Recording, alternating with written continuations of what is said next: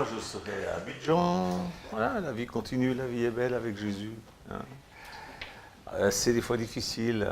On va prier pour notre frère Régis et pour le frère de Charef aussi. On se met debout et on prie. Notre Dieu, nous invoquons ton nom sur ces deux hommes.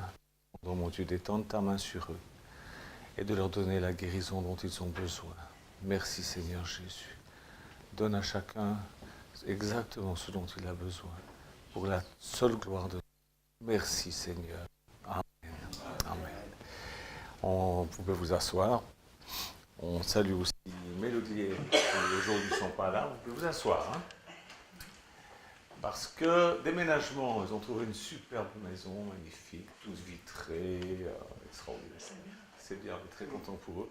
Ils sont un petit peu dans les cartons parce qu'ils sont un petit peu à la bourre. Parce que voilà, mais on va aller leur donner un coup de main quand cet après-midi avec le bus de notre ami Roger. On a vraiment des amis formidables dans la région. Que Dieu les bénisse. Voilà, bien ce matin, je vais prendre la nouvelle Bible que j'ai reçue. Voilà, ça, c'est tous des gens qui m'aiment et qui m'écrivent.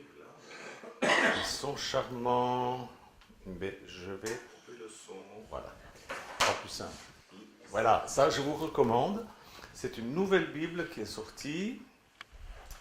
Elle s'appelle La Bible juive complète, une nouvelle version de la Bible par David H. Stern. C'est chez Emmet Édition, vous pouvez commander ça. Ça, c'est Stéphane et Dominique qui me l'ont offert pour mon anniversaire. Alors, c'est un peu choquant parce que on n'a pas l'habitude. D'abord, les livres ne sont pas mis dans le même sens que dans nos Bibles. Je vous avais déjà parlé du Nouveau Testament, mais là je vous parle de la Bible en entier. Ils ont fait un beau boulot. Bon, il y a des choses, ça fait réfléchir. Chaque fois qu'on trouve une nouvelle version, ça fait réfléchir. Hein. Mais c'est bon de réfléchir, non? Qu'est-ce que vous en pensez? Bien sûr. Il faut réfléchir dans la vie, il ne faut pas simplement obéir. Et je lisais dernièrement au sujet d'un... Vous avez entendu parler de Eichmann? Eichmann, c'était un des sinistres collaborateurs de Hitler.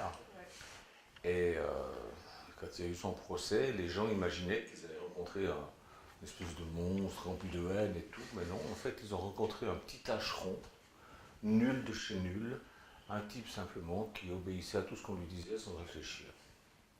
Un pauvre taré. Voilà. Bon, ben, on ne veut pas être de cette sorte de personne qui obéit sans réfléchir, un pauvre taré. Voilà.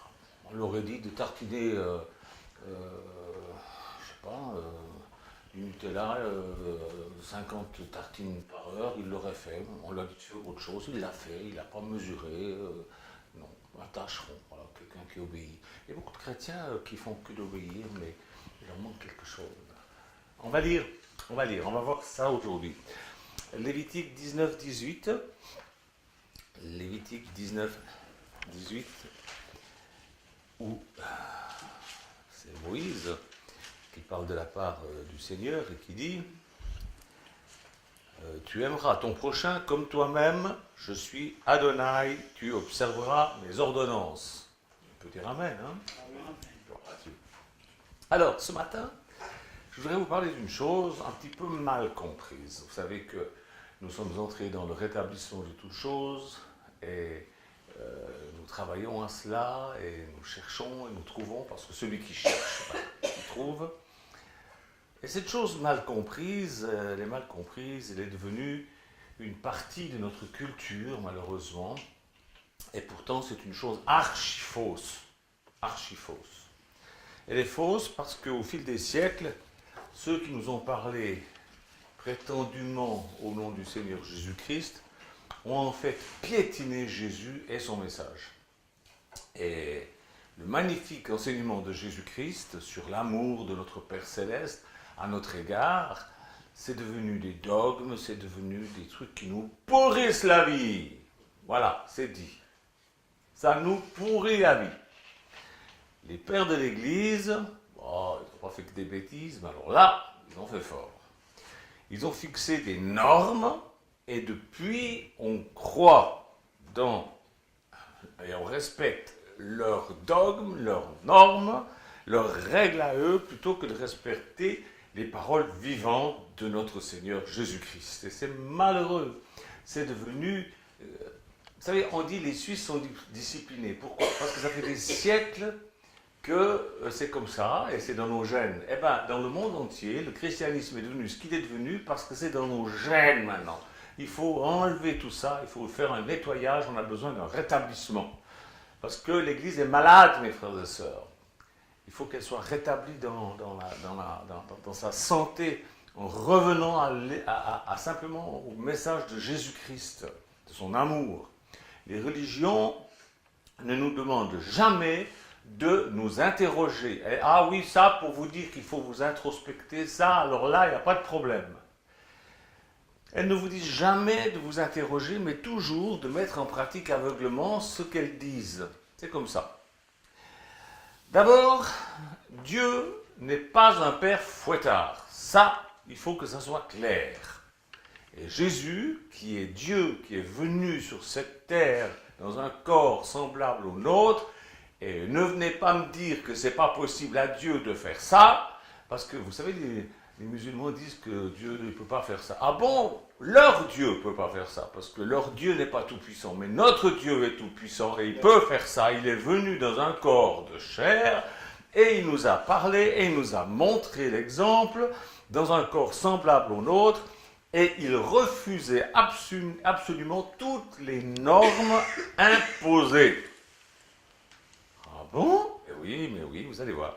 Même des fois, il va jusqu'à refuser la moralité imposée par ceux qui prétendent parler au nom de son Père. Regardez Jésus qui parle avec cette femme adultère, prise en flagrant délit d'adultère. Et encore une fois, je me plais à dire où était l'homme. Ces religieux l'avaient laissé partir, ils avaient pris la femme, c'était tellement plus facile, n'est-ce pas? Et c'est encore toujours la même chose avec ces religieux, c'est les femmes qui en prennent toujours plein les dents. Et regardez comment Jésus pousse cette femme à se reconnaître digne d'amour d'elle-même. Ces pauvres diables de religieux en ont fait une maladie de foi, le foie à eux, mais de foi aussi peut-être. Qu'est-ce qui dit à cette femme que ces hommes rigides voulaient lapider au nom d'une loi? Il y en a encore qui le font, hein? Qu'est-ce qu'il dit? Il lui dit, va et ne pêche plus, je ne te condamne pas.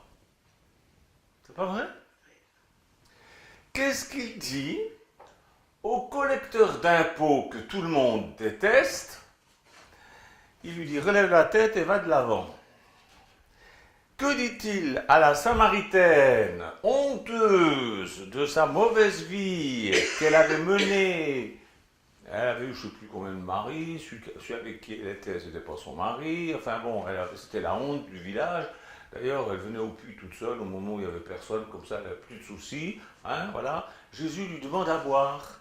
Et quand il lui demande ça, quand il lui fait cette demande, il est en train de casser toutes les belles règles de pureté et de bienséance à cette époque. Qu'est-ce qu'il a fait? En cassant ces règles, il a rendu la dignité à cette femme. Voilà ce que Jésus a fait. Pourquoi est-ce qu'il a fait ça? Eh bien, je vais vous le dire. Sans raison. Sans raison. Juste parce qu'elle méritait qu'on la traite dignement, et cela indépendamment absolument de ses mérites ou pas, indépendamment de toutes les considérations des bien-pensants, des religieux et toutes les grenouilles de bénitier de son coin, indépendamment de tout ça, il a fait ça juste parce que cette Samaritaine était un être humain.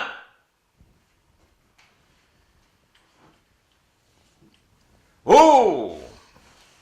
Il semble que Jésus soit en total désaccord avec la sainte loi de Moïse quand il fait ça. Avec la femme adultère, avec cette femme qui est aussi une femme, voilà, la pauvre, elle est peut-être tombée aussi sur des maris qui étaient des salopes, pardon, des quel mot on peut dire oui, enfin, des gens pas bien, quoi. Hein? On pourrait penser que Jésus était contre la loi de Moïse, mais pas du tout. Il est en plein accord avec la plus belle loi de Moïse, celle qu'on vient de lire tout à l'heure, dans Lévitique chapitre 19-18. Tu aimeras ton prochain comme toi-même. Et comme Jésus avait beaucoup de respect pour lui-même, et comme Jésus avait beaucoup d'amour pour lui-même, eh bien, il pouvait en avoir pour cette femme que tout le monde voulait condamner. Voilà. Il aime cette femme telle qu'elle est parce qu'il s'aime lui-même. Il met en pratique la plus belle, Jésus le dira plus tard, c'est le message. Aime ton Dieu et aime ton prochain. C'est le message. Mais on ne peut pas aimer son prochain si on ne s'aime pas soi-même. Et il veut que nous nous aimions comme il s'aimait lui-même, afin que nous puissions aimer les autres comme lui, il les aime. N'est-ce pas ça la vérité? C'est ça la vérité. Ne venez pas me dire que c'est une interprétation de Michel Janton, ne venez pas me dire que c'est une espèce de... Non, c'est la vérité. C'est ce que les religions enseignent qui est faux. Et mes frères et sœurs, en gros, ça signifie qu'aimer, c'est une faute contre la raison. Et cette phrase-là, aimer, c'est une faute contre la raison, elle n'est pas de moi, elle est de Simone Veil. Eh oui. Eh oui. Vous voyez, s'aimer soi-même, c'est de l'amour normal. C'est de l'amour naturel. Si on ne s'aime pas soi-même, pauvres enfants, mais flinguons-nous! Finissons-en! Cette vallée de larmes et de souffrance, en se détestant, en se flagellant, en s'autocritiquant tout le temps. Mais quelle bêtise! Quelle horreur!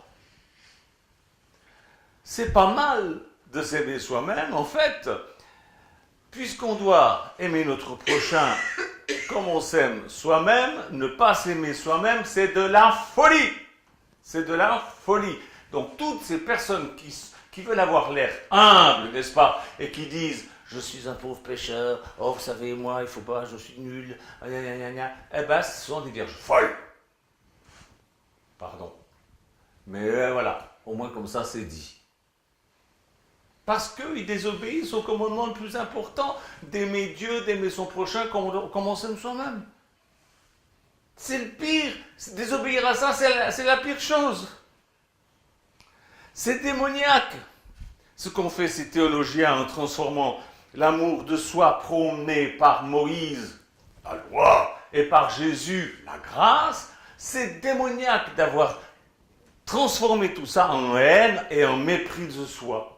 D'avoir transformé ces messages en messages de haine et en messages de mépris de soi. Il faut mépriser notre corps, ça vient de là que tous les problèmes et tout. Mais c'est eux qui ont des problèmes. C'est pas moi, c'est pas Jésus, c'est pas Moïse, c'est ces espèces de pourris, de frustrés, de religieux qui sont bien à plaindre de ne pas s'aimer eux-mêmes, mais alors qu'ils ferment leur boîte à camembert, comme disait l'autre, parce qu'ils nous empoisonnent avec leur message. C'est un type nommé Plotin, qui a lancé cette sale idée. Elle a été reprise environ 100 ans après par saint Augustin. Saint Augustin, la personne, l'être que nous sommes, l'être que Dieu a tant aimé, est un obstacle à la quête de la sagesse. Toi, que Dieu a tant aimé, tu es un obstacle. Pourquoi Dieu t'aime alors? Pourquoi? Mais qu'il nous faut en enfer tout de suite si on est si monstrueux que ça. Qu'est-ce qu'il va faire avec nous dans le paradis toute l'éternité si on est si détestable? Mais c'est un non-sens, mais c'est effarant. On ne doit aimer que Dieu. Eh oui. Il y a une sœur en Suisse, c'était la sœur Hilda. Je crois que c'était elle, ou la sœur Rosemée, je ne sais plus, enfin c'était une de ces deux. Ils avaient invité à manger, puis il y avait des petits pois carottes, je crois. Ah, j'adore les petits pois. Non, on doit adorer que Dieu. Voilà, ben, sans le savoir, elle faisait du plotinisme. Plot. Il disait, ce malade de Saint-Augustin, parce que pour moi c'est un malade, que les êtres qui se détournent de l'amour du bien supérieur, c'est-à-dire de Dieu, de cet être immuable, de Dieu, pour se complaire en eux-mêmes, sont ténèbres. Et sa prière, celle qui est restée célèbre, une prière de saint Augustin qui est restée célèbre, et c'est textuellement celle-ci, « Mon Dieu, faites-moi connaître ce que je suis, et je n'ai pas besoin d'autre chose pour me couvrir de honte et de mépris de moi-même. » Aime ton prochain comme toi-même. Ben dis donc, si j'avais vécu à son époque, j'aurais évité de le rencontrer afin qu'il ne m'aime pas, hein. Parce que s'il m'avait aimé comme il s'aimait lui-même, j'aurais eu des problèmes avec ce type-là. Alors, lui, s'il disait aimer son prochain, ça signifiait qu'il le méprisait, puisqu'il se méprisait lui-même. Il faut s'interroger, il faut se poser les bonnes questions. Est-ce que c'est une bonne question? Excusez-moi, mais j'aurais pas aimé être aimé par ce monsieur. S'aimer soi-même, c'est devenu à ses yeux une obscénité. C'est infernal. Il méprisait les autres comme il se méprisait lui-même. Obligé. C'est devenu une obscénité de s'aimer soi-même, c'est devenu la source de tous les péchés. Puis alors, saint Thomas d'Aquin, n'est-ce pas, il enfonce le clou, il remet une couche de Nutella par-dessus, en écrivant que ne pas être humble, c'est une faute condamnable. Et puis, non, cardinale. Une faute cardinale. Ils n'ont rien compris, ces pauvres gens. En fait, pour ces gens-là, s'aimer soi-même, c'est une perversion. C'est une perversion. Moi, je vous dis, entre ces malades religieux-là et Moïse et Jésus, ben moi, je choisis Moïse et Jésus. Voilà. Et je rejette tous ces autres-là. L'amour de soi, c'est la condition pour avoir la paix en soi. Celui qui ne s'aime pas n'est pas en paix avec lui. C'est vrai. Une fois que cette paix est installée en nous, parce qu'on s'est rencontrés, parce qu'on a compris qui on est, parce qu'on a compris que Dieu nous aime, on a compris pourquoi il nous aime. Quand on a compris ça, alors on peut aller fouiller un petit peu sans avoir peur de trouver en nous un monstre. Il n'y a pas de monstre. En vous, c'est Jésus-Christ. C'est pourquoi la Bible nous dit, si l'Esprit n'est pas en vous, si vous n'avez pas le Saint-Esprit en vous, vous n'appartenez pas à Dieu. Et je dis, ces saints-là n'avaient pas le Saint-Esprit. Ils contredisaient le Saint-Esprit de la grâce et de l'amour. Ils contredisaient l'Esprit de la grâce et de l'amour. Ils n'avaient pas l'Esprit. C'était leur chair troublée par le péché qui leur faisait dire des choses comme ça. Ils avaient sans doute des péchés qu'ils détestaient et ils s'identifiaient à ces péchés et ils disaient comme les gens, je suis ceci, je suis cela. Non, vous n'êtes pas ce... Vous commettez un péché, ça ne veut pas... Vous êtes aimés de Dieu. Vos péchés sont pardonnés. Vous pouvez vous pardonner aussi vous-même. Si les autres ne veulent pas vous pardonner, c'est leur affaire. L'amour de soi nous guérit. Jésus le savait et Jésus l'enseignait. Je vais vous parler d'un autre bonhomme qui n'est pas chrétien, pour la simple et bonne raison qu'il est né 5 siècles avant Jésus-Christ. Il s'appelait Socrate. Socrate, lui aussi, il avait compris ça. Socrate, il s'est adressé un jour, il s'adressait à tout le monde, il parlait comme ça avec les gens. Un jour, il s'est adressé à un monsieur, un jeune homme qui s'appelait Alcibiade. Alcibiade. C'était un jeune homme qui était très beau, qui était riche, qui était courtisé, qui était ambitieux, Et Alcibiade commença par regarder M. Socrate de la tête aux pieds, et alors évidemment, il l'a méprisé. Pourquoi? Parce que pour lui, si tu n'étais pas beau, si tu n'étais pas habillé richement, si tu n'étais pas courtisé, si tu n'avais pas une petite foule autour de toi, si tu n'étais pas ambitieux, tu étais méprisable, donc pas aimable. Et Socrate va emmener Alcibiade petit à petit à comprendre qu'il est en train simplement de n'aimer que les choses qui sont extérieures à lui. Il aime l'image de lui que les autres voient et lui envient. Mais il ne s'aime pas parce qu'il ne se connaît pas. Il ne connaît que l'image que les autres voient et lui renvoient et lui envient, etc. Mais il ne s'aime pas lui-même. Et vous savez pourquoi? Pour la simple et bonne raison que ce pauvre Alcibiade, il ne s'est jamais rencontré. Jamais rencontré. Il ne sait pas qui il est vraiment. Alors Socrate ne veut pas lui demander de s'admirer, de s'aimer.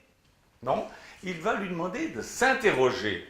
Et c'est ça que je voudrais aujourd'hui. Avant de vous aimer vous-même, dites pas je m'aime de l'amour du Seigneur. Non, non, non, il faut interrogez-vous d'abord. Et Socrate lui a demandé de s'interroger lui-même, de se remettre en question pour voir qui il était lui-même, afin de pouvoir être vraiment heureux. On ne peut être heureux que de ça. Tout le reste, c'est extérieur. En fait, Socrate montre à Alcibiade que la grande maladie des gens, c'est la négligence envers eux-mêmes. Vous allez me dire, mais Alcibiade n'était pas négligent envers lui-même. Il se lavait, il s'habillait bien et tout ça. Mais c'était que pour paraître. Mes frères et sœurs, ne trouvez-vous pas ridicule les gens qui cherchent à connaître les autres alors qu'ils ne se connaissent pas eux-mêmes? Vous savez, vous ne pouvez rien faire de bon, rien faire de juste pour les autres, tant que vous ne savez pas d'abord ce que vous devez faire de bon et de juste pour vous. C'est le message de Jésus. Il y a quelques jours, j'ai reçu un coup de téléphone d'une dame qui me racontait son problème de couple, et je lui ai dit, je lui ai parlé du Seigneur, je lui ai dit qu'on priait pour elle, d'ailleurs on prie pour elle, mais surtout, à un moment donné, je lui ai dit, est-ce que vous avez lu le livre « Les hommes viennent de Mars et les femmes viennent de Vénus ?» Elle me dit qu'elle avait lu ça sur Internet, mais qu'elle n'avait pas acheté le livre, ou la pièce, elle avait vu la pièce, je crois, je ne me rappelle plus. Mais ce livre est fantastique, je vous le recommande, ce n'est pas un livre qui a été écrit par un chrétien, mais il est bourré de sagesse. Avec mon épouse, quand on l'a lu, j'en avais acheté un, j'ai trouvé tellement génial que j'en ai acheté un à ma femme, et au lit, le soir, on le lisait, et on riait comme des fous, parce qu'elle me disait, regarde, là, il parle de toi. Je dis, mais attends, moi, j'ai trouvé un passage où il parle de toi. En fait, on est à la base tous absolument pareils. Il y a juste quelques petits détails qui font que, voilà, il y en a qui ont un gros nez, il y en a qui ont des... Mais enfin, on est à la base, on est tous pareils. Et on est aimés de Dieu. Mais il faut savoir qui on est. Si on ne sait pas qui on est, c'est grave. Comment voulez-vous aimer les autres qui sont comme vous si vous ne vous aimez pas vous-même? Alors, c'était aussi le message de Socrate, ça, en quelque sorte. Mais bon, qu'est-ce qu'on a fait de Socrate aujourd'hui? Demandez aux universitaires, demandez à mes petits-enfants qui l'étudient à l'école, demandez-leur. On a fait de son message une réflexion hautement intellectuelle, n'est-ce pas? Des enseignements désincarnés, secs, abstraits, masturbatoires. En fait, on a trahi Jésus dans les églises et on a trahi Socrate dans les écoles. Voilà, ça c'est moi ce que je pense. Vous ne pensez pas pareil, mais vous avez le droit, hein? Mais moi, je n'ai pas de problème avec moi. Les religieux et les profs ont fait quoi avec les enseignements magnifiques de Jésus et de Socrate, et de bien d'autres? Ils ont fait des gens, des petits tâcherons, qui sont toujours à la tâche, toujours en train de faire des trucs pour se prouver à eux-mêmes, des machins, et des gens qui se contentent d'obéir, des gens qui sont habités par comment dirais-je, une médiocrité abyssale. C'est infernal, en fait, ce ce qu'on dit de faire et de croire aux gens dans les églises et dans les écoles, c'est jamais de se questionner, mais c'est d'imposer, voilà, c'est comme ça. Ça, c'est la norme. Et si vous sortez de là, vous n'êtes pas normal. Eh bien, je suis un anormal. Et ceux qui sont d'accord avec moi, levez la main. Oui, je suis un anormal. Qui parmi les chrétiens se considère comme intelligent?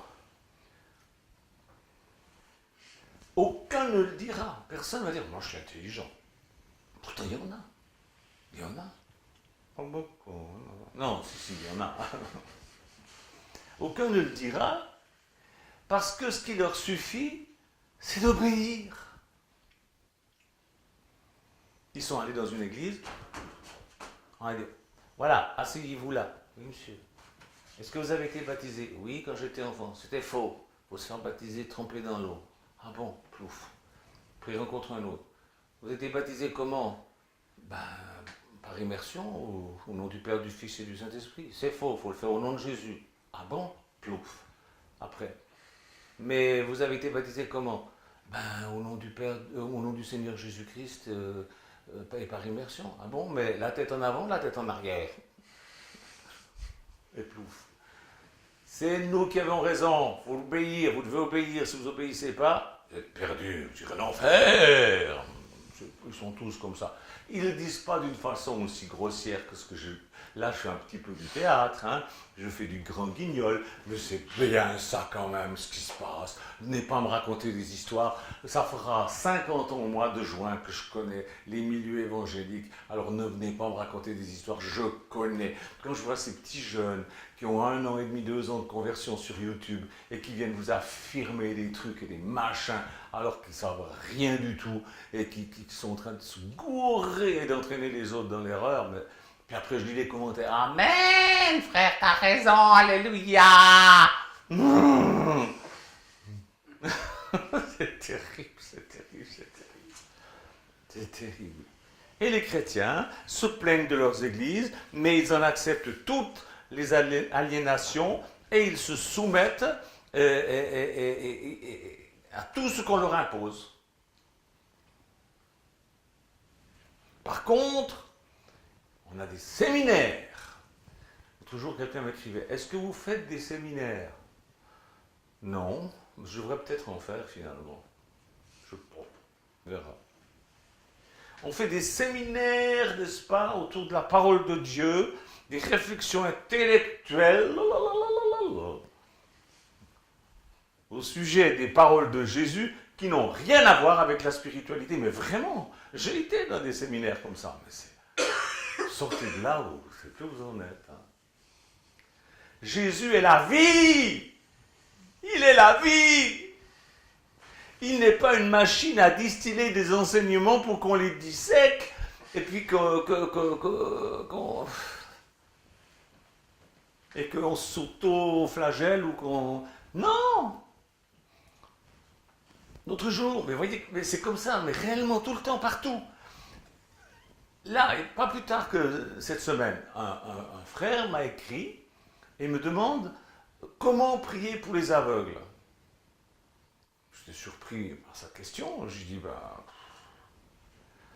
parce qu'il avait en vue que j'avais un ministère avec de guérison. Il avait vu sur Révélation Bible qu'il y avait eu plusieurs aveugles qui ont été guéris. Alors il voulait savoir comment il faut prier pour, n'est-ce pas, guérir les aveugles.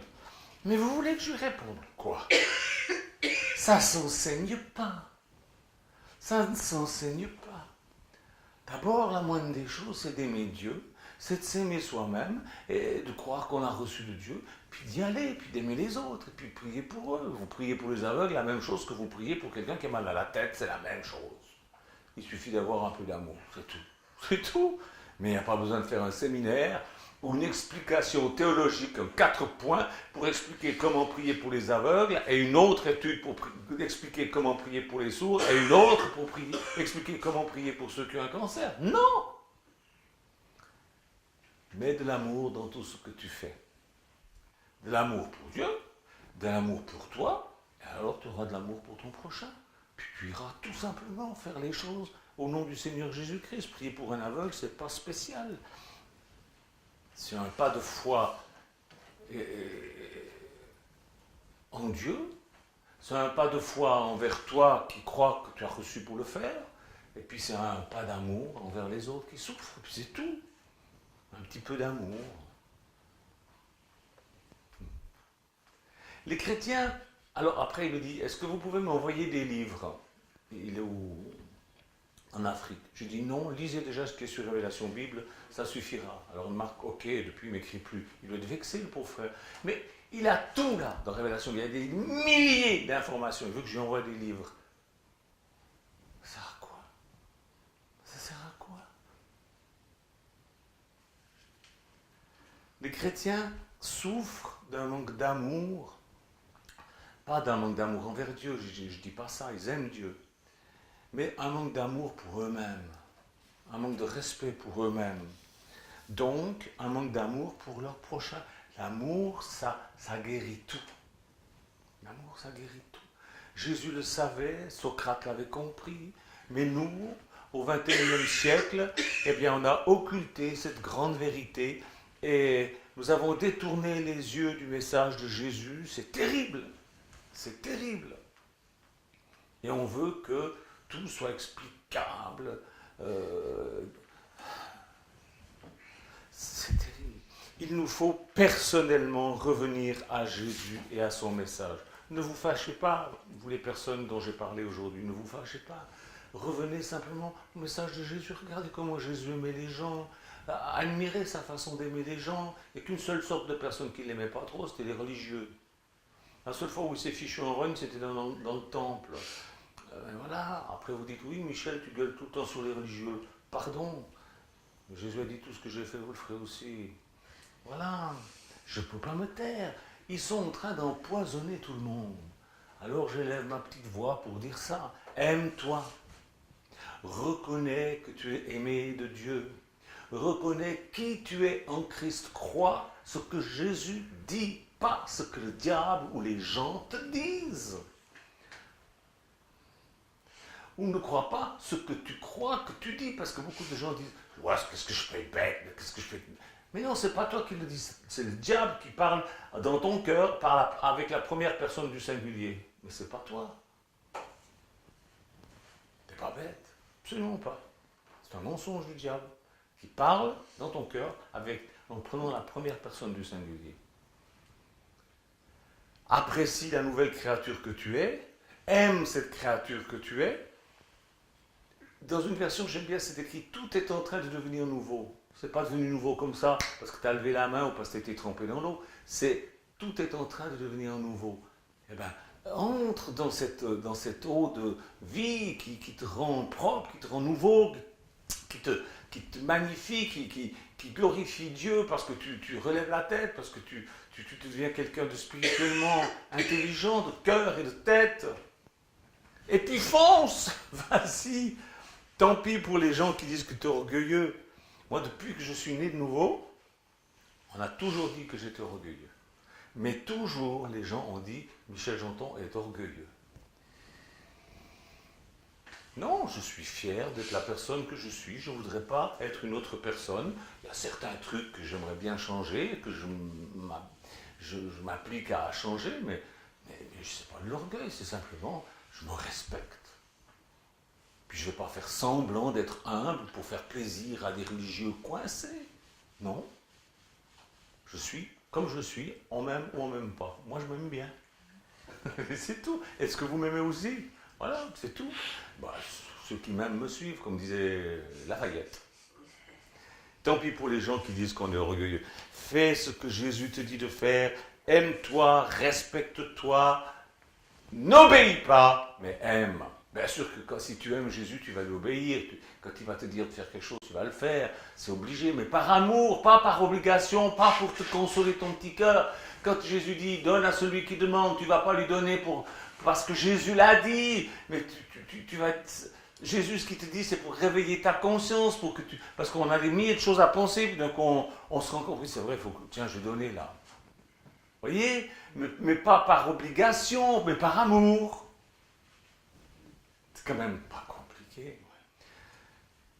Mais Si tu aimes, c'est sûr que tu vas obéir à Jésus. Mais pas comme un abruti Vous savez, on a un petit cœur qui dit, assis sur le bord du chemin, un mendiant tendait la main, attendant que les gens lui jettent, je ne sais plus comment c'est, quelques sous pour se consoler le cœur. Mais c'est vrai, beaucoup de gens donnent pour se rassurer en disant, ouais, je suis quand même pas complètement pourri, je donne beaucoup d'argent. C'est pas ça qui fait que vous n'êtes pas pourri. Vous n'êtes pas pourri parce que Jésus vous a lavé. Parce que Jésus vous a tellement aimé qu'il vous a lavé, il vous a purifié, il a fait de vous une nouvelle créature. Vous pouvez aimer cette nouvelle créature. Puis les trucs qui ne marchent pas bien encore, mais vous êtes en marche, vous êtes en train de les évacuer petit à petit. Ça peut prendre du temps, mais c'est pas grave. Ne vous haïssez pas, mes frères et sœurs. Ne vous haïssez pas. Quand tu obéis à Jésus, tu prends le risque de ne plus pouvoir obéir aux saintes règles de la Sainte Église parce que cette pauvre Église est devenue apostate, c'est tout. Alors à qui tu préfères obéir? À Dieu ou aux hommes? À qui tu préfères plaire? À Dieu ou à ses représentants? Entre guillemets, représentants. Moi, j'ai vite fait mon choix, fais le tien, que Dieu te bénisse. Amen. Merci Jésus d'aider mes frères et sœurs à comprendre tout ce que j'ai dit, à le réécouter si c'est encore un petit peu flou. S'ils ont pris tout ça comme un choc, permet qu'ils puissent le réécouter. Merci pour la technologie qui nous permet de faire cela. Et je te demande, mon Dieu, que cela les pousse à s'interroger et à glorifier ton nom en manifestant plus d'amour envers toi, envers eux-mêmes et envers les autres. Merci Jésus. Amen.